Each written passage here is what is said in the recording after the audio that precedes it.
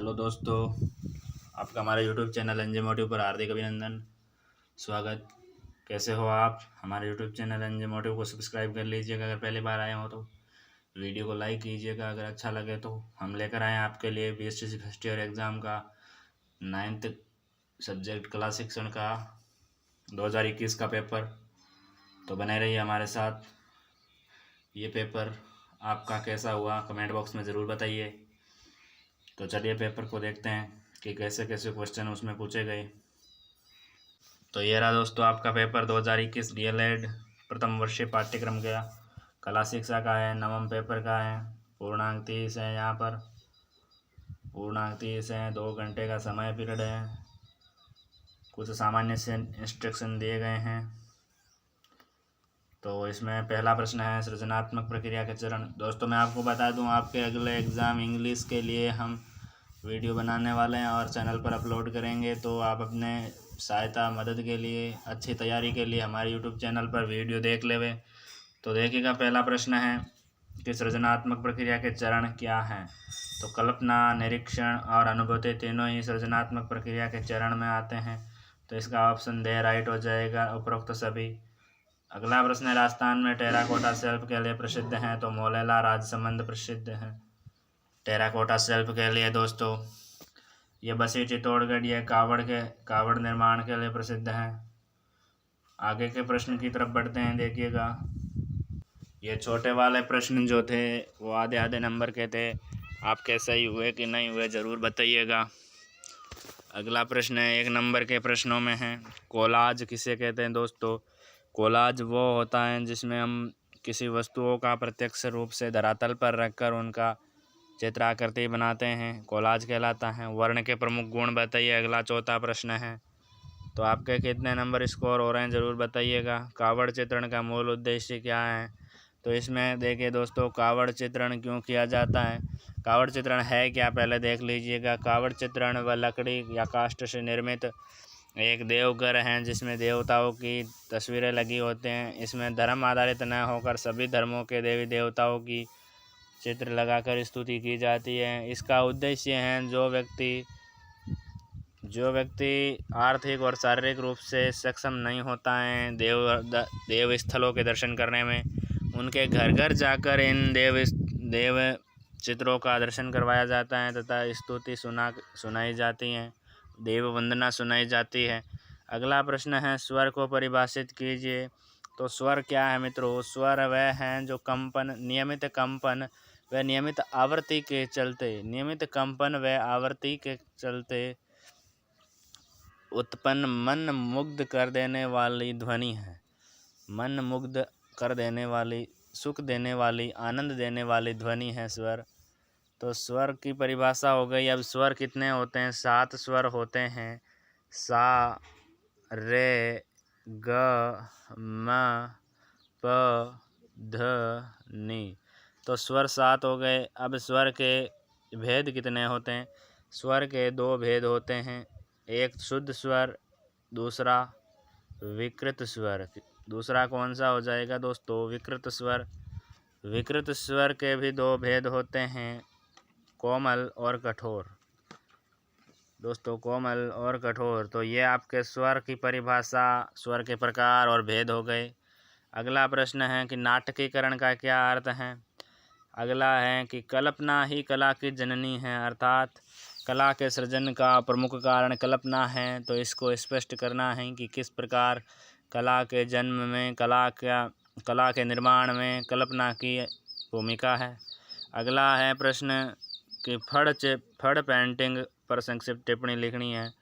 तो फड़ पेंटिंग पर टिप्पणी इस प्रकार लिखनी है। फड़ क्या होता है दोस्तों, फड़ में कपड़े पर किसी कहानी, घटना, जीवनी के प्रत्येक अंगों को दर्शाया जाता है तथा उसको सामने रखकर उस पर भजन, संगीत, नृत्य द्वारा उसको प्रकट किया जाता है, जिसमें लोग आनंद, सुख की अनुभूति करते हैं तथा विद्वान देवताओं के एवं विचारों से अवगत होते हैं, देवताओं की घटनाओं, कहानियों, जीवन प्रसंगों को जानते हैं।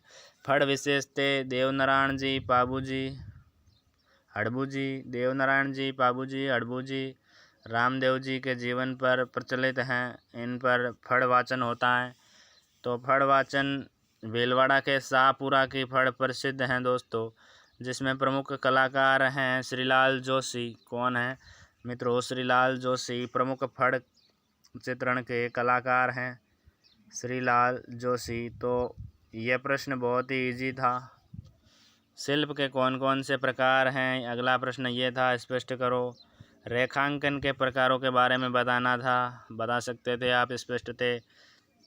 तो ये 7वें से लेकर ये 2-2 नंबर के क्वेश्चन चल रहे हैं अभी। तो 12वां क्वेश्चन है कि घूमर नृत्य के बारे में बताना है। तो घूमर नृत्य राजस्थान का शास्त्रीय नृत्य है, जिसमें महिलाओं द्वारा किया जाता है। ये घेरा बनाकर शास्त्रीय नृत्य किया जाता है। ये धार्मिक पर्वों, त्योहारों, सामाजिक कार्यों, मेलों आदि पर किया जाता है। ये राजस्थान की लोक संस्कृति का परिचायक नृत्य हैं। ये 3 नंबर का प्रश्न था, अच्छे से इसका उत्तर दे सकते थे आप। अब अगला प्रश्न है कि कला शिक्षण का अन्य विषयों से सह संबंध दर्शाना है, अर्थात कला का भाषा के साथ क्या संबंध है, कला का भाषा के साथ क्या संबंध है, उसके बाद कला का गणित के साथ क्या संबंध है, पर्यावरण के साथ क्या संबंध है, ये दर्शाना है हमें। इनमें कला में और इनमें क्या सब्जेक्ट में क्या संबंध है, तो बता दीजिएगा। अगला प्रश्न है आपके, नाटक में नेपथ्य के अंशों का वर्णन करो। तो इसमें पहला हो जाता है मंच, दूसरा हो जाता है वस्त्र विन्यास, थर्ड हो जाता है अपने प्रकाश, चौथा हो जाता है ध्वनि। तो इसमें कुछ संशोधन करके भी लिख सकते हैं, इतना नहीं है कि इसको इतना का इतना पूरा लिखना है दोस्तों। नाटक के नेपथ्य अंशों का वर्णन करना, यह 4 नंबर का क्वेश्चन है।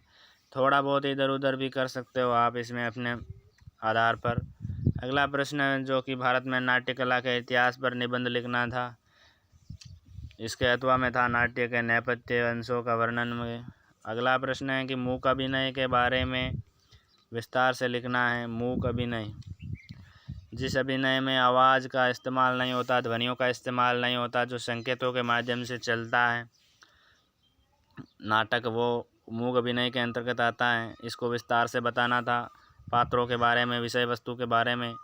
तो अगला प्रश्न है कि वाद्य यंत्र किसे कहते हैं, ये कितने प्रकार के होते हैं, स्पष्ट करो। तो दोस्तों वाद्य यंत्र पहले शुरुआत में आरंभ में ताली को वाद्य यंत्र के रूप में प्रयोग किया जाता था। फिर मानव ने संगीत के साथ साथ वाद्य यंत्रों के विकास की प्रेरणा प्रकृति से प्राप्त की। जिस प्रकार प्रकृति में नदियों के बहने की आवाज़ है, हवा के गुजरने की सरसराहट है, बादल की गर्जना है, बिजली की कड़कड़ाहट है, ये सभी ध्वनियाँ सुनकर उनके दिमाग में संगीत के लिए वाद्य यंत्र बनाने की प्रेरणा जागी। फिर ये पूछा गया है कि वाद्य यंत्रों के प्रकार कितने थे। तो वाद्य यंत्रों के प्रकार 4 थे दोस्तों। पहला प्रकार इसमें है तत्वाद्य का, दूसरा है अवनद्ध वाद्य का, तीसरा है सुशिर वाद्य का, चौथा है घन वाद्य यंत्र। तो इसमें तत्वाद्य यंत्र तार से ध्वनि उत्पन्न होती हैं, अर्थात तार से स्वर निकलता है, जिसमें एक तारा है, वॉयलिन है, गिटार है आदि आ जाते हैं। अवनद्ध में क्या होता है दोस्तों? अवनद्ध ये मिट्टी या धातु के बने होते हैं, जिनमें चमड़े से मढ़ा हुआ होता है इसको, और फिर इसमें आघात या चोट करने पर यह बजता है, जिसमें नगाड़ा, ढोल, ढोलक आदि आ जाते हैं। अगला वाद्य यंत्र सुशिर वाद्य यंत्र है, जो हवा या फूंक के माध्यम से बजता है। इसमें आता है बांसुरी, बीन, वायलिन नहीं दोस्तों, हारमोनियम। तो अगला है घन वाद्य यंत्र। घन वाद्य यंत्र धातु से निर्मित होते, आघात या चोट से बजते, स्वर उत्पन्न होता आघात या चोट से।